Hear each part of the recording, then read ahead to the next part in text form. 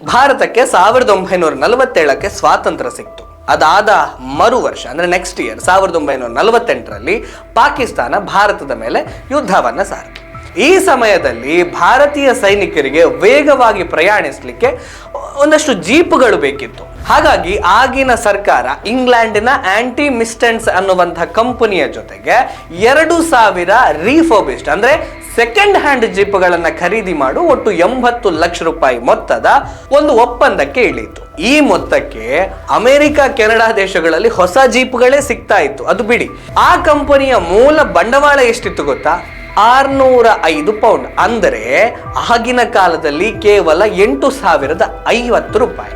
ಈ ಒಪ್ಪಂದದ ನೇತೃತ್ವ ವಹಿಸಿದವರು ಆಗ ಯುನೈಟೆಡ್ ಕಿಂಗ್ಡಮ್ ಅಂದ್ರೆ ಬ್ರಿಟನ್ನಿನಲ್ಲಿ ಭಾರತೀಯ ರಾಯಭಾರಿಯಾಗಿದ್ದಂತಹ ವಿ.ಕೆ. ಕೃಷ್ಣಮೆನನ್ ಅವರು. ವಿ.ಕೆ. ಕೃಷ್ಣಮೆನನ್ ಅವರ ಆಗ್ರಹದ ಮೇರೆಗೆ ಒಪ್ಪಂದದ ಕರಾರನ್ನ ಗಾಳಿಗೆ ತೂರಿಬಿಟ್ಟು ಒಟ್ಟು ಮೊತ್ತದ 65% ಭಾಗದಷ್ಟು ಮೊತ್ತವನ್ನ ಮೊದಲಿಗೆ ನೀಡಲಾಯಿತು, ಅಂದ್ರೆ ಅಡ್ವಾನ್ಸ್ ಆಗಿ ಕೊಡಲಾಯಿತು. ಇಷ್ಟೆಲ್ಲ ಆಗಿ ಕೊನೆಗೆ ಜೀಪು ಬಂದಿದ್ದು ಎಷ್ಟು ಗೊತ್ತಾ?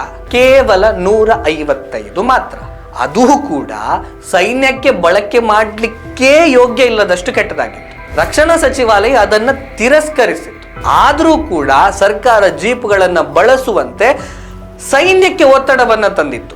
ಆಂಟಿ ಮಿಸ್ಟೆನ್ಸ್ ಉಳಿದ ಜೀಪ್ಗಳನ್ನ ಕೊಡ್ಲೇ ಇಲ್ಲ. ಕೃಷ್ಣಮೆನನ್ ತಕ್ಷಣ SCK ಏಜೆನ್ಸಿ ಅನ್ನುವಂಥ ಕಂಪನಿಯ ಜೊತೆಗೆ ಒಪ್ಪಂದ ಮಾಡಿದ್ರು. ಒಟ್ಟು 1007 ಜೀಪ್ಗಳನ್ನ ತಿಂಗಳಿಗೆ 68ರ ಹಾಗೆ, ಅಂದ್ರೆ ನಾವು ಒಂದು EMI ಕಟ್ತೇವಲ್ಲ ಹಾಗೆ ಖರೀದಿಸುವಂತ ಒಪ್ಪಂದ ಅದು. ಆ ಕಂಪನಿ 2 ವರ್ಷದಲ್ಲಿ ಡೆಲಿವರಿ ಮಾಡಿದ್ದು ಕೇವಲ 49 ಜೀಪ್ಗಳನ್ನ ಮಾತ್ರ. ಭಾರತಕ್ಕೆ ಬೇಕಾದಂತಹ ಜೀಪ್ ಕೂಡ ಬರಲಿಲ್ಲ.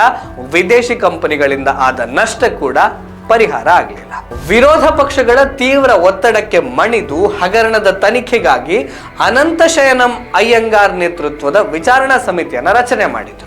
ಈ ವಿಚಾರಣಾ ಸಮಿತಿ ಈ ಹಗರಣದಲ್ಲಿ ಆದಂತಹ ಕೆಲವು ಶಾಕಿಂಗ್ ಅಂಶಗಳನ್ನ ಬಯಲು ಮಾಡಿತು. ಒಪ್ಪಂದ ಮಾಡುವಾಗ ಕೃಷ್ಣಮೆನನ್ ಆಗ್ಲಿ ಸರ್ಕಾರ ಆಗ್ಲಿ ಹಣಕಾಸು ಮತ್ತು ಕಾನೂನು ಸಲಹೆಗಾರರನ್ನ ಸಂಪರ್ಕಿಸಿರಲಿಲ್ಲ. ಕೃಷ್ಣಮೆನನ್ ಅವರೇ ಜೀಪ್ಗಳ ತಪಾಸಣೆಯ ಹೊಣೆಯನ್ನ ಹೊತ್ತಿದ್ರು.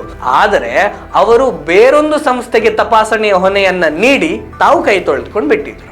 ರಕ್ಷಣಾ ಸಚಿವಾಲಯ ಮತ್ತು ಹಣಕಾಸು ಸಲಹೆಗಾರರ ಪೂರ್ವಾನುಮತಿಯನ್ನ ಪಡೆಯದೆ ಎರಡೂ ಕಂಪನಿಗಳಿಗೆ ಎಲ್ಲಾ ಹಣವನ್ನ ಪಾವತಿ ಮಾಡಿದ್ರು. ಇದರಿಂದ ಆದ ಒಟ್ಟು ನಷ್ಟ ಎಷ್ಟು ಗೊತ್ತಾ? 80 ಲಕ್ಷ ರೂಪಾಯಿ ಅಂತ ವರದಿಯಲ್ಲಿ ಸಮಿತಿ ಹೇಳಿತು. 1955ರಲ್ಲಿ ಆಗಿನ ಗೃಹ ಸಚಿವ ಗೋವಿಂದ ವಲ್ಲಭ ಪಂತ್ ಅವರು ಈ ಸಮಿತಿ ನೀಡಿದಂತಹ ವರದಿಯನ್ನ ತಿರಸ್ಕರಿಸಿ ಜೀಪ್ ಹಗರಣದ ತನಿಖೆಯನ್ನ ಕ್ಲೋಸ್ ಮಾಡಲಾಗಿದೆ ಅಂತ ಘೋಷಿಸಿಬಿಟ್ರು. ಈ ಹಗರಣದ ಪ್ರಮುಖ ಸೂತ್ರಧಾರ ವಿ.ಕೆ. ಕೃಷ್ಣಮೆನನ್ ಅವರು 1956ರಲ್ಲಿ ನೆಹರು ಸರ್ಕಾರದ ಸಂಪುಟದ ಸಚಿವರಾದರು. ನಂತರ ಕೃಷ್ಣಮೆನನ್ ನೆಹರು ಅವರ ಪರಮಾಪ್ತರಾದರು, ರಕ್ಷಣಾ ಸಚಿವರೂ ಆದರು. 1962ರ ಭಾರತ ಚೀನಾ ಯುದ್ಧದ ಸಮಯದಲ್ಲಿ ವಿ.ಕೆ. ಕೃಷ್ಣಮೆನನ್ ಅವರೇ ಭಾರತದ ರಕ್ಷಣಾ ಸಚಿವರಾಗಿದ್ದರು.